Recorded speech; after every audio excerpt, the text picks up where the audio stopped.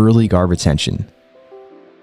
In your guard, you need 4 points of contact each grip, your hands and your feet. If you don't have any grips or points of contact, your legs can be moved out of the way very easily, resulting in your guard being passed, as you'll have no layers of defense on your opponent. In this role, this brand new white belt, it's not like I have any magic black belt skills that make it easy to pass. It's his lack of grips that's the problem, and a great example of the importance of them. You need to grip with both your hands and your feet. They're either used to keep your opponent close to you or keep them further away. You keep them close to gain access to their inside position, or you keep them far away from your inside position. How to start in your guard. If you're starting from your guard already on the mat, you should be on your butt rather than your back, because you can more easily take grips and sit back to play guard from your butt. Alternatively, you could also play sit-up guard and look to wrestle up. The problem with starting on your back is that it's difficult to take grips because your arms are far away from your opponent. But starting on your butt allows you to take grips and enter into guards as you sit back.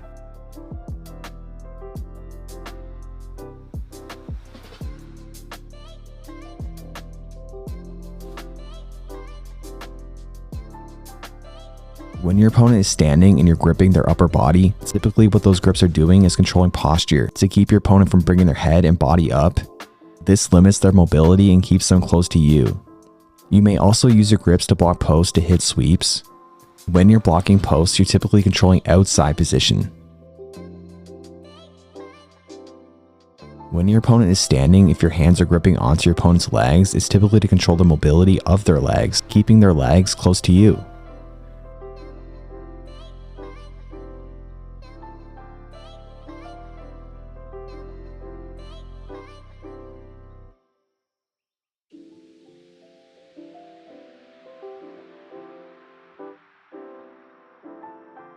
You may also use your grips on their legs to block posts to hit sweeps.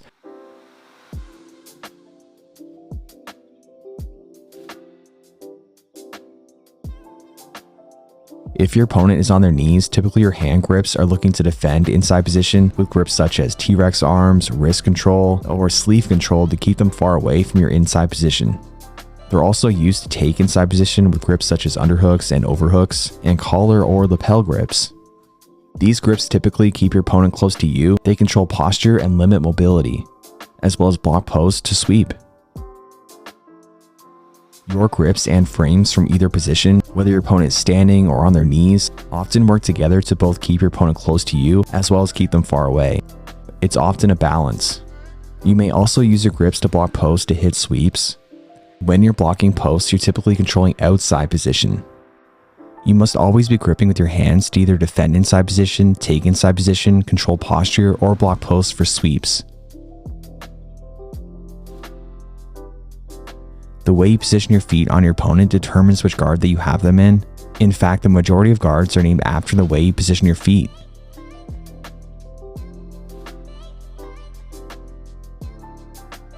One exception would be collar and sleeve guard, in which it's named after the way your hands are positioned. Having connection with your feet means that you have a real guard.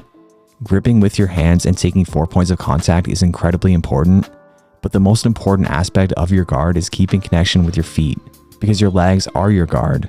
Knowing this, you must prioritize keeping connection with your feet. You need to keep connection with your feet at all times. You don't necessarily have to keep your feet in front of them, as your guard and jiu-jitsu as a whole is a balance between offense and defense. With your feet in front of your opponent, meaning the flat of your foot, you're in layer 1 of your defense. This allows you to keep your opponent away from you. If your opponent is in front of your feet, meaning your feet are behind them, you still need to grip with them so you can take inside position. This is done by using the instep of your foot. The instep of your foot is used as a hook to keep your opponent close to you. De La Riva hooks are a great example. Your opponent is in front of your feet, and if you do not grip at them, then they'll only need to pass your knees to get past layer 2 of your defense. If you don't grip at them, you'll be in headquarters. But if you do grip at them, you'll have a real guard. By gripping with the outside in, you still maintain control over the guard passer. They still need to clear and isolate that foot to progress with their pass. See here, my opponent went from a real guard, De La Riva, to no guard in headquarters because I cleared his left foot. Now I'm in layer 2 of his defense and just need to get past his knees.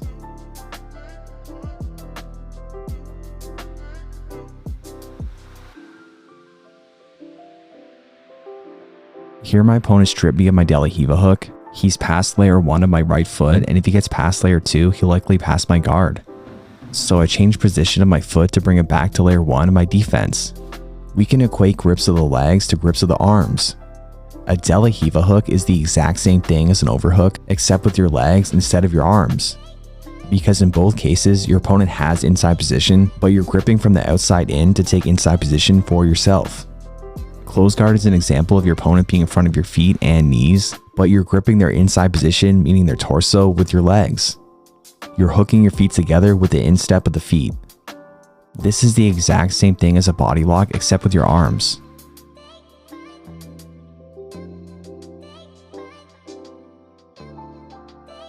Now let's look at layer 2 of your defense, frames. You need to keep your frames facing towards your opponent. This will keep your opponent from getting chest to chest on you because your frame is in the way. If your frames are not facing towards your opponent, then there's nothing in the way stopping them from getting chest to chest. And remember, the ultimate goal in passing is to take chest to torso connection. You must adjust your frames as needed to face towards your opponent.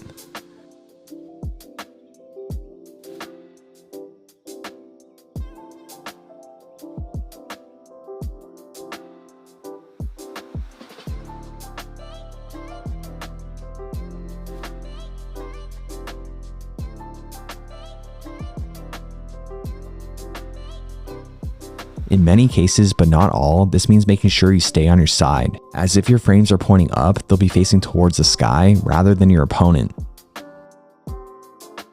If your opponent is directly above you, for example in a guard like X guard, then you don't need to be on your side, as your frames are facing your opponent because they're above you.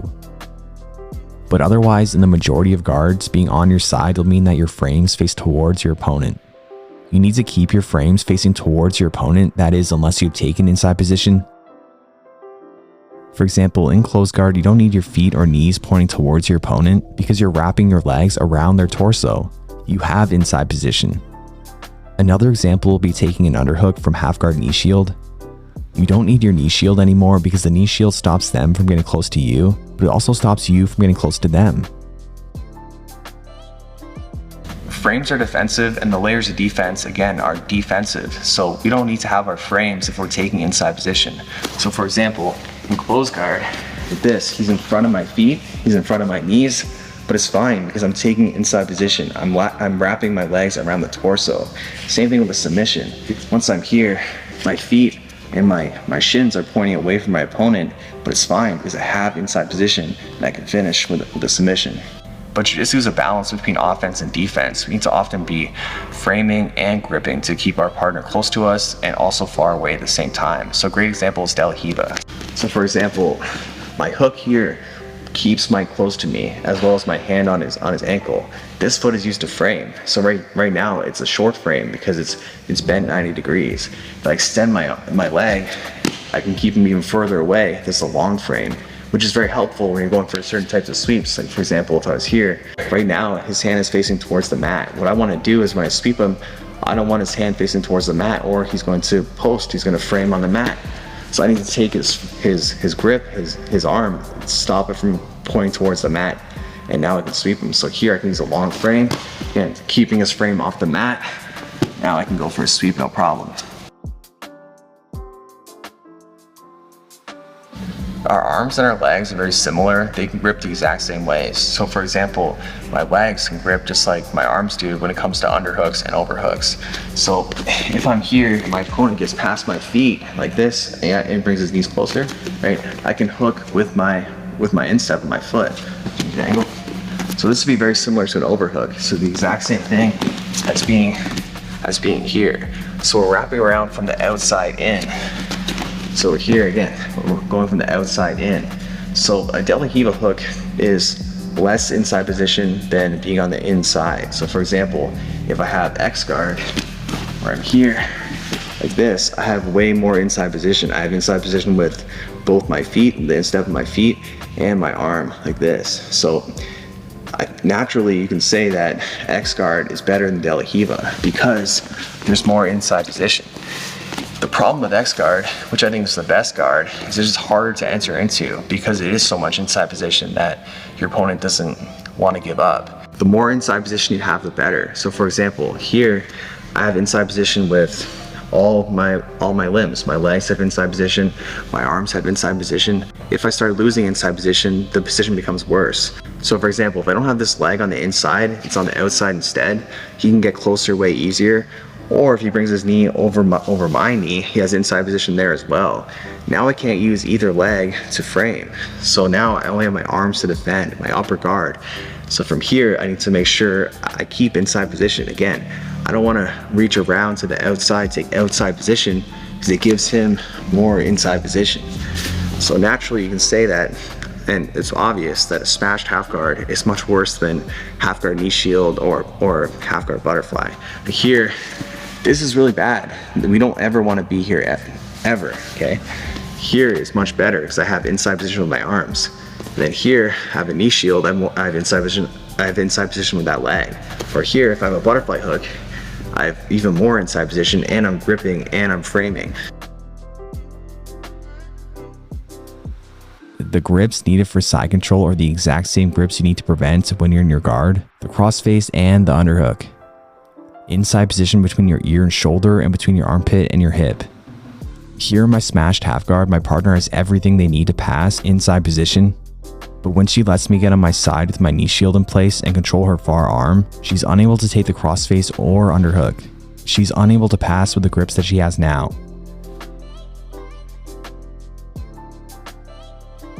Here's a great example. Here I'm on my back, but it's fine because I'm preventing head control using my T-Rex arms. Once I sweep him, he's doing nothing to stop me from controlling his head, and as a result, I get the grips that I need to pass.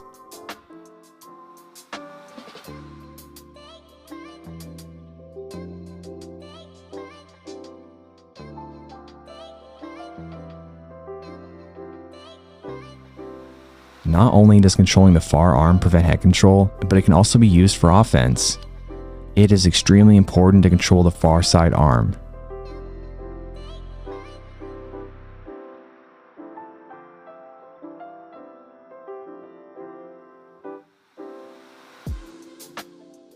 Here my opponent gets his guard pass because he's not preventing my underhook by closing space.